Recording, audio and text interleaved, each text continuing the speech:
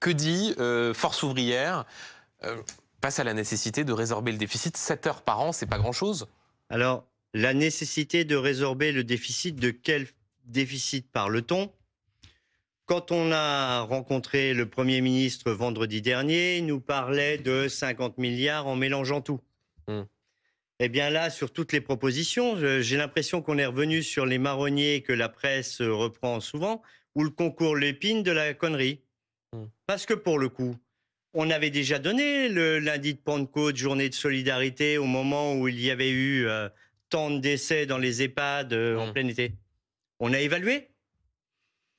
On a évalué les choses. Et là, encore une fois, on va présenter la facture au plus grand nombre, c'est-à-dire ceux qui travaillent. Alors que... Donc vous y êtes opposé, pour dire les choses clairement? Ben bien évidemment. Bien, mais qui va payer alors? Mais comment? Qui va payer? Ouais. Eh bien, si on augmente le taux d'emploi,